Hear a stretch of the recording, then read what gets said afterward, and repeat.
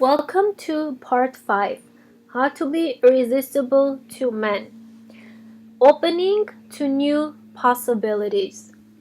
If you feel that you've tried everything and nothing seems to be working, today's lesson will open you to some new possibilities. So many of us get into the attitude that nothing works, nothing is going to help, and there's nothing we can do about it. Not surprisingly, our attitude keeps us from getting anywhere.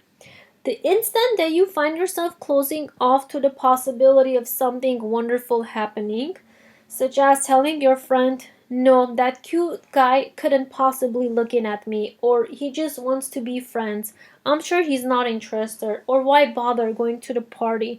There won't be anyone there. You close yourself to possibility of magic happening in your life. I believe in miracles. Given the vast number of people in the world, it's amazing that anyone finds a soulmate at all. Each time a man and woman meet and connect, each time they place a ring on one another's finger to express their heartfelt commitment, I think a miracle has occurred. It's the miracle of love. Women are often criticized for being romantics, where unrealistic men tell us.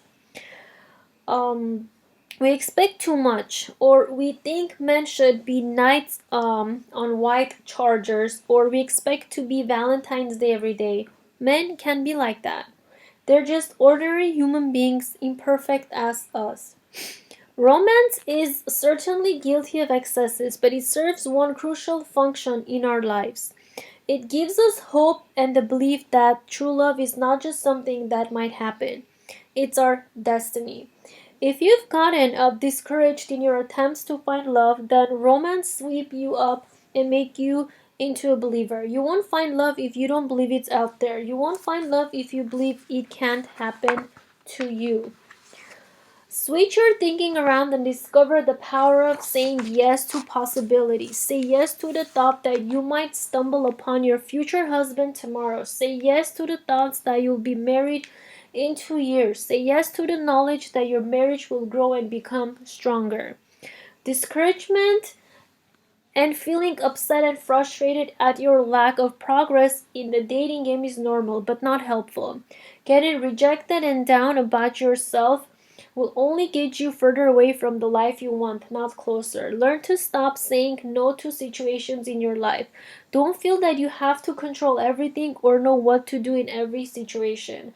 Although it may be tempting to look for the easy solution in a book of rules on dating, following those rules won't help you stumble upon the miracle love has promised you. All rules do is close you off, close you down, and blindly reject men or situations that could have led you to happiness.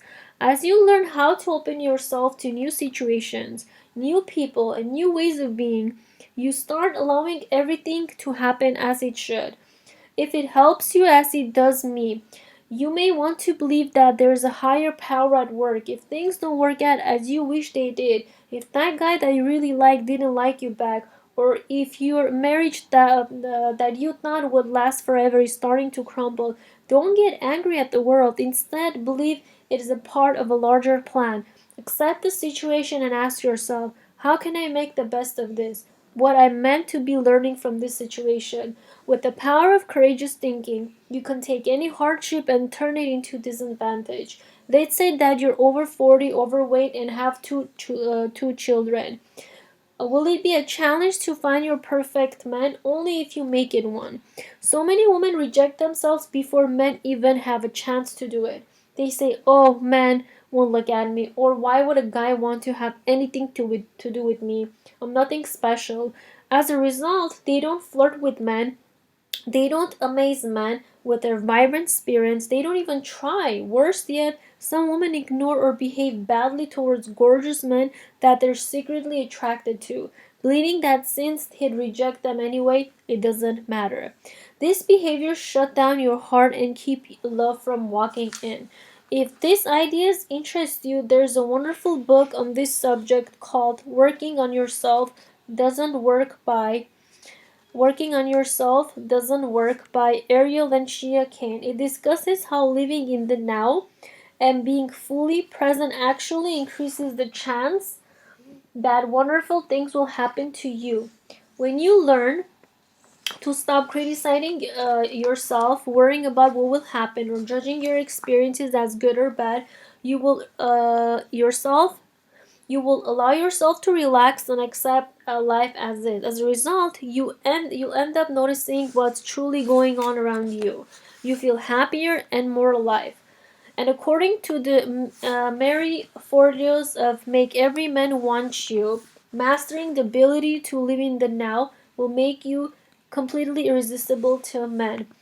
There is just something about a woman who is fully alive, fully enjoying herself, and fully in the moment that's irresistible attractive. Think about it. So many of us worry our way through interactions with men. We're so focused on what we're doing right now and what we're doing wrong that we get close in our own heads. We stop paying attention to him because we're so busy criticizing ourselves. Yet, if you let things happen as they happen and believe that everything will turn out as it was meant to be, you stop putting pressure on yourself. You no longer have to be most beautiful, most accomplished, and wittiest woman at the party. You can just be yourself, and guess what? Being you is the thing that you're best at. No one can be better than you. Mastering these ideas will help you put into practice the concept behind Greg Burnett's book. He's just not that into you. Greg, former consultant to Sex and the City, tells us that when a man isn't calling us, isn't asking us out on a date, isn't sleeping with us, or isn't wanting to marry us, he's just not that into us and we should move on. Greg's book is a great antidote to the feeling that if we just tried harder, did better, were thinner, prettier, or better in bed, he'd fall in love with us. If you try to be someone you're not for a man in order to make him fall in love with you, then the person he's falling in love with you isn't you, it's the person you're pretending to be. You deserve a man who feels passionate about you and who loves you for the very same reasons you love yourself. If your charity work is an important part of who you are, then any man you partner with should appreciate the facet of your character. If you love your luscious curves and adorn your body with flowing dresses and scarves, then any man you date should love the way you celebrate your body. Allowing yourself to just be you can be very difficult, however. Most of us have ideas about how we're supposed to act on a date. We have ideas about how we should treat our partner. We have ideas about what a good woman is, what a good girlfriend is, what a good wife is. Often all these ideas get mixed up in our heads and can actually make us do the opposite of what our intention was. Instead of being the proper girlfriend, we end up acting like an imitation of an idea.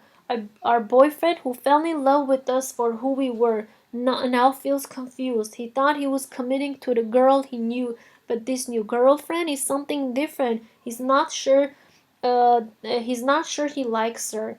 We've heard men complain on the first date a woman was wonderful, witty, intelligent, captivating, but by the second and third day her personality changed. She became more critical, standoffish, and less spontaneous. I felt cheated, one man said. I really thought I was onto a winner. Maybe she was just trying to put on a good face for the first date, and the woman I saw on the later days was the real one. It's dangerous to change your personality for a man. You may not even realize you're doing it. You may naturally get softer around the timid man or become more exuberant around an expensive man. But over time, your natural personality will shine through. If he fell in love with you, quiet you, for example, and 3 days later you find yourself returning to your natural, loud, excitable self, you may stop calling and not explain why. It's because you weren't the woman he thought you were. And guess what? That's not bad. In fact, it's great. It means that you weren't suited to one another, and it's better that you find out now than later. Knowing that you and men are not suited to one another is a valuable information. Often we tend to feel embarrassed of dates or relationships that won't work. Some women are embarrassed to admit how many first dates they've been on that haven't led to second dates. Other women are embarrassed to admit how short their relationships tend to be. Yet other women, myself included, are happy to admit that they've experienced a variety of relationships and dating situations, all of which were different, all of which were fertile ground for practicing relationship skills and learning more about themselves. No experience is wasted. Even if you go out on a date with the man and he never calls again, you learn something important. He's not your type. Don't believe that you have to snare every attractive man that passes your way. The happiest women are the ones who've attracted the most men. They're the ones who attracted just one man, the right one. When a relationship doesn't work out, don't take it too hard. Learn from it. Feel happy that you know how, now that you weren't suited for one another, and embrace the experience. You may think that this sounds simple in concept but impossible in practice. It is hard. In fact, it's extremely hard. But if you're going to master the dating game, you have to change your notion of what it means to win. Winning does not always mean getting the guy. Sometimes winning means becoming single again so that you can find the right guy. Breakups are one of the hardest challenges we have to face as women. What makes them worse is the social stigma attached to a breakup. It can feel embarrassing to tell people that you're no longer together, but it's okay to be rejected. It's okay to get dumped. It's okay to get divorced. Being rejected, dumped, or divorced does not mean that you're a bad person. All it means that you and the person you were with were not suitable for one another. No blame, no criticism, just a simple mismatch. You may feel that he made a horrible mistake in rejecting you, that you were meant to be together, and that life will be unbearable without him. But guess what? There are no mistakes in love. Try to have faith that everything is working out as it should. Try to believe that you are meant to be single at this moment so that you can be available for the man that was meant for you, a man who would have ignored you if you'd already been in a relationship.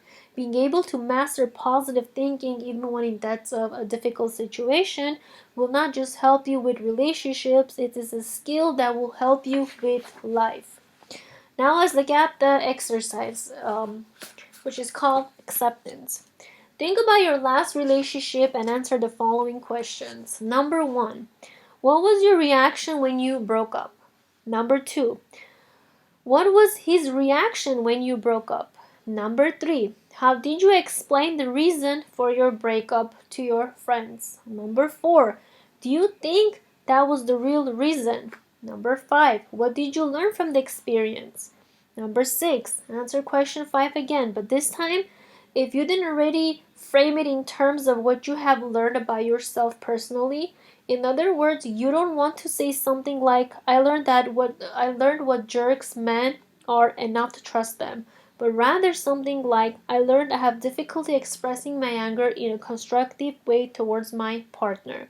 When you think about now number 7, when you think about your ex now, what emotions come to mind? Breaking up properly is hard to do, and many of us have lingering emotions and ill feelings remaining from past breakups. Even when we've moved on with our lives, we find that we've never completely forgiven our ex or accepted that the breakup was actually for best.